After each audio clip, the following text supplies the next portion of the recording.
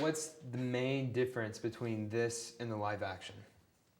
Well, we were able to stylize things more. We were able to push the visual look of things. You see it most notably in the human characters' faces, their proportions, but also there's more of a painterly aesthetic. We didn't have to live by photorealistic rules, and I think that really helped us. I think that, that's where it had been going for a long time, but I think that a lot of the artists that work in there, I mean, look at ILM, they have perfected that when you see some of the work they've done on Pirates and even the prequel trilogy.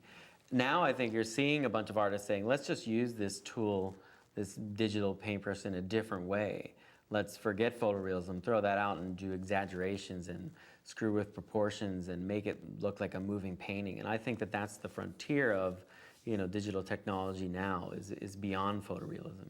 That was one of the hard things because George said, just make it great, make it something I haven't seen before. So how do you make something no one's seen before? Well, my frame of reference was the previous micro series from Cartoon Network, which was very graphic and dynamic, and I like the shapes that they use. But I thought I didn't want to go quite that far with this, because once it's in 3D, there is some feeling that there's more realism attached to it, like I said.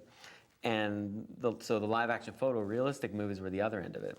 And I wanted to kind of hit in the middle with our Clone Wars. And to tie it into the tradition of Star Wars, I took the Ralph McQuarrie paintings. If you look at the concept paintings for how George sold the 1977 A New Hope, Ralph McQuarrie, this illustrator artist, did a whole bunch of paintings. So I wanted the environments to kind of reflect those classic looking paintings. That saves the whole thing, especially in the beginning, when we are working, everything we have to build, whether it's a lightsaber or whether it's like a giant Jedi cruiser. So yeah, having battle droids and clones that are all repetitious helps, but one of the challenges is to make those clones feel more individual than they actually are. That they have different hairstyles and different attitudes and helmets and looks, but yeah, it definitely helped a lot. Actually, our system is more like that than you'd think. We do work on a take basis for our show because we have digital sets now. We started out with storyboarding and sketching a lot, and I'll still do that for frames of reference for certain shots. But we have a digital stage, and I have little digital actors in it that we block in like an actor would block in all their movements, and we literally can shoot takes and coverage of that.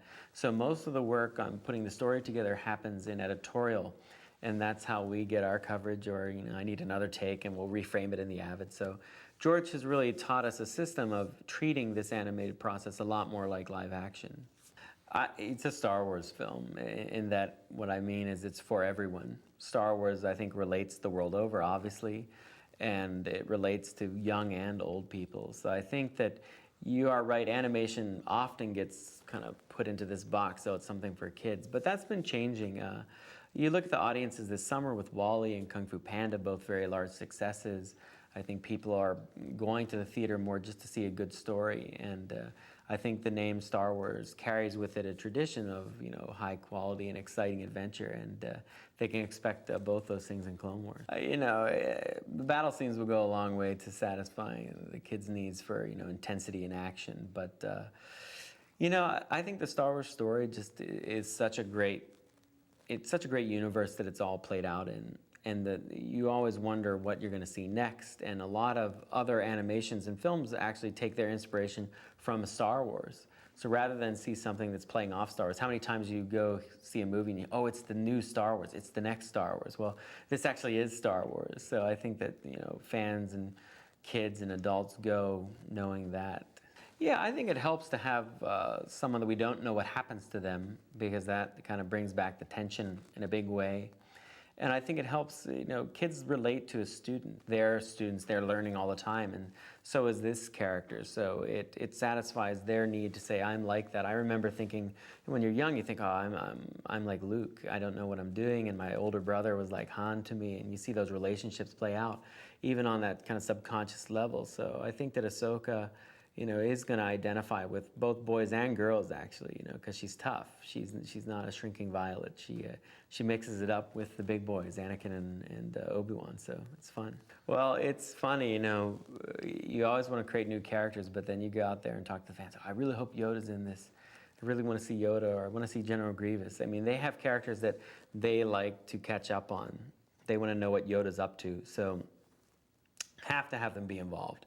But when you involve them, you have to be very careful how you portray them. And that's why we're lucky George is involved, because I always know that our portrayal of Yoda or Padme is exactly what he wants it to be, because he'll tell me if it's not, that's for sure. Well, I mean, at the end of the day, Rob Coleman, actually, who was the animation director on the prequels, gave me a great piece of advice, which was, make George happy. If he's happy with this, then it's going to work. And so that, of course, was my main focus, is making a Star Wars that George Lucas was proud of. Obviously, proud enough to want to put it up on the big screen, and we're all thrilled about that. But hey, fans are passionate, and whether they say for good or for ill about anything, any aspect of it, it's because they love it.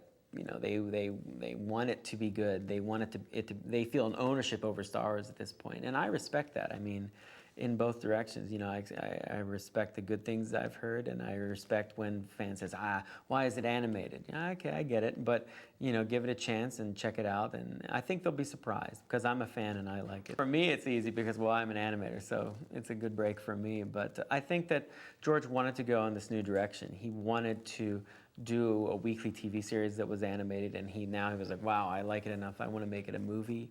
And it gave us a chance to stylize things beyond just their, again, photorealistic beginning, in not just the characters and the look of it, but in the type of angles and storytelling we could go. It freed us up to imagine it in a whole new way, which, I think a lot of people wanted from Star Wars too.